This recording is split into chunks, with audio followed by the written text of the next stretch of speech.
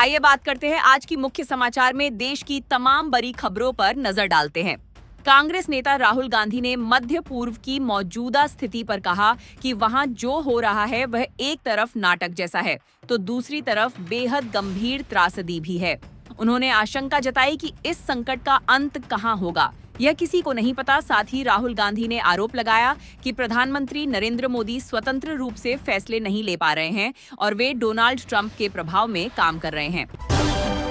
Iran के साथ बढ़ते तनाव को खत्म करने के लिए पाकिस्तान और चीन ने मिलकर 5 बिंदुओं वाला एक शांति प्रस्ताव तैयार किया है। मंगलवार को बीजिंग में दोनों देशों के बीच बैठक हुई जिसमें हालात को शांत करने पर चर्चा की गई। राजरत्न आम्बेडकर, जो भीमराव आम्बेडकर के प्रपौत्र हैं, उन्होंने समाजवादी पार्टी के एक कार्यक्रम में नारा दिया। उन्होंने कहा कि जब अखिलेश यादव और आम्बेडकर की विचारधारा साथ आएगी तो साधुओं के भेष में छिपे लोगों की सच्चाई सामने आ जाएगी।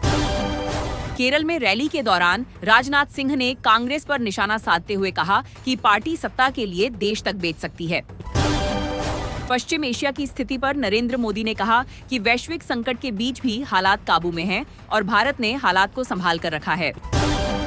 सोनिया गांधी को दिल्ली के सरंगाराम अस्पताल से छुट्टी दे दी गई है। डॉक्टरों के अनुसार वह सिस्टेमिक इन्फेक्शन से पूरी तरह ठीक हो चुकी हैं और उन्हें बुखार की वजह से भर्ती कराया गया था। केरल में एक जनसभा के दौरान राहुल गांधी ने घोषणा की कि अगर यूडीएफ सत्ता में आती है तो महिलाओं के लिए बस यात्रा मुफ्त कर दी जाएगी। भारत के पूर्व टेनिस खिलाड़ी लिएंडर पेस अब भाजपा में शामिल हो गए हैं। केंद्रीय मंत्री किरण रिजिजू ने उन्हें पार्टी की सदस्यता दिलाई। नरेंद्र मोदी ने धेमाजी की रैली में कहा कि बीजेपी जो वादे करती है उन्हें पूरा करके दिखाती है। उन्होंने कांग्रेस पर तंज कसते हुए कहा कि इस बार पार्टी हार की हैट्रिक लगाने जा रही है। इजराइल के प्रधानमंत्री बेंजामिन नेतन्याहू ने कहा कि ईरान के खिलाफ जारी युद्ध में इजराइल ने अपने आधे से अधिक लक्ष्य हासिल कर लिए हैं। हालांकि इस संघर्ष के खत्म होने की कोई निश्चित समय सीमा नहीं है। अमित शाह ने कांग्रेस पर निशाना साधते हुए कहा कि नक्सलियों के साथ रहने के कारण पार्टी खुद नक्सलवादी जैसी हो गई है। वहीं डोनाल्ड ट्रंप ने कहा कि ईरान के साथ जारी युद्ध 2 से 3 हफ्तों में खत्म हो सकता है और समझौते की भी उम्मीद है। आम आदमी पार्टी के सांसद संजय सिंह ने संसद में आरोप लगाया कि पुलवामा हमला में सीआरपीएफ जवानों की शहादत के नाम पर प्रधानमंत्री ने वोट मांगे। घरेलू गैस सिलेंडर की कीमतों में थोड़ी राहत जरूर मिली है, लेकिन कमर्शियल सिलेंडर के दाम 2200 रुपए के पार पहुंच गए हैं। इस साल अब तक कमर्शियल सिलेंडर लगभग 500 रुपए तक महंगा हो चुका है। उत्तर प्रदेश सरकार ने 558 मदरसों में मिड डे मील घोटाले की शिकायत मिलने के बाद जांच के आदेश जारी कर दिए हैं। जानकारी के मुताबिक बड़े स्तर पर गड़बड़ी और भ्रष्टाचार की शिकायत सामने आई थी, जिसके बाद यह कार्रवाई की गई। असम के धेमाजी में रैली के दौरान नरेंद्र मोदी ने कांग्रेस पर हमला बोलते हुए आरोप लगाया कि पार्टी विदेशियों को बसाने की कोशिश कर रही है, जिससे स्थानीय लोग अल्पसंख्यक बन जाएंगे। उन्होंने कहा कि बीजेपी और एनडीए सरकार किसानों, आदिवासियों और जंगल की जमीन को घुसपैठियों के कब्जे में नहीं जाने देगी। ईरान के विदेश मंत्री अब्बास अराघची ने अमेरिका को कड़ा जवाब देते हुए कहा कि ईरान के बारे में सम्मानजनक भाषा में बात होनी चाहिए। उन्होंने साफ कहा कि ईरान किसी भी तरह की डेडलाइन स्वीकार नहीं करता। साथ ही डोनाल्ड ट्रंप को चेतावनी दी कि यदि रवैया नहीं बदला तो अमेरिका को मौजूदा जैसे ही जवाब मिलते रहेंगे। देश में डिजिटल जनगणना की प्रक्रिया शुरू हो गई है। इसकी शुरुआत द्रौपदी मुर्मू, नरेंद्र मोदी और अमित शाह ने स्वयं फॉर्म भरकर की। राज्यसभा में किरण रिजिजू और मल्लिकार्जुन खड़गे के बीच तीखी नोकझोंक हुई। रिजिजू ने कहा कि ऑनल पार्टी मीटिंग में विपक्ष के नेता शामिल नहीं हुए, जिस पर खड़गे ने पलटवार करते हुए पूछा कि उस समय प्रधानमंत्री कहां थे। ईरान के विदेश मंत्री अब्बास अराघची ने एक और बयान में डोनाल्ड ट्रंप के दावे को गलत बताया।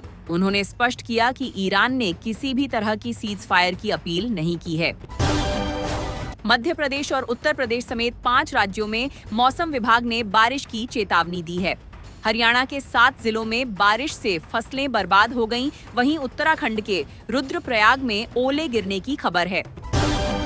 जंग के कारण तेजस विमान के इंजन की सप्लाई प्रभावित हुई है। अमेरिकी कंपनी को डिलीवरी करनी थी, लेकिन अब ये इंजन साल के आखिर तक ही मिल पाएंगे।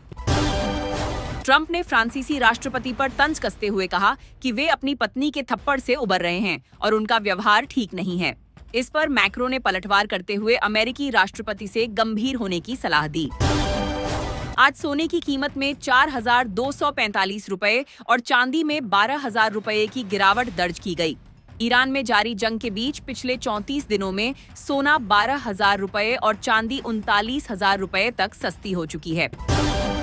केंद्रीय गृह मंत्री अमित शाह ने आज पश्चिम बंगाल के भवानीपुर में रोड शो किया। उन्होंने कहा कि वह अगले 15 दिन बंगाल में ही रहेंगे और लोगों से अपील की कि बिना किसी डर के वोट करें ताकि टीएमसी को जड़ से खत्म किया जा सके। साथ ही उन्होंने भरोसा दिलाया कि कोई भी गुंडा मतदाताओं को डराने में सफल नहीं होगा।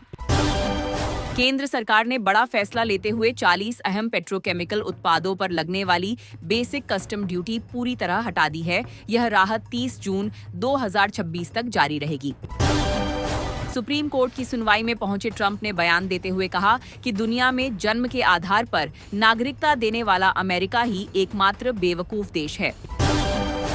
इंडिगो ने अपनी घरेलू उड़ानों के किराए में 950 रुपये और अंतर्राष्ट्रीय उड़ानों में 10,000 रुपये तक की बढ़ोतरी कर दी है। 18 दिनों में यह दूसरी बार है जब कंपनी ने किराया बढ़ाया है। फ्यूल महंगा होने के कारण अतिरिक्त चार्ज भी जोड़ा गया है।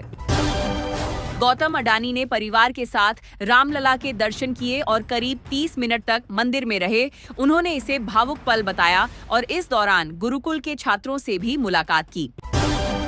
हिमाचल प्रदेश में शराब की कीमतों में 105 रुपये तक की बढ़ोतरी हुई है। इसका असर वाइन पसंद करने वाले टूरिस्ट के बजट पर पड़ेगा। हालांकि बिक्री एमआरपी से ज्यादा कीमत पर नहीं की जाएगी।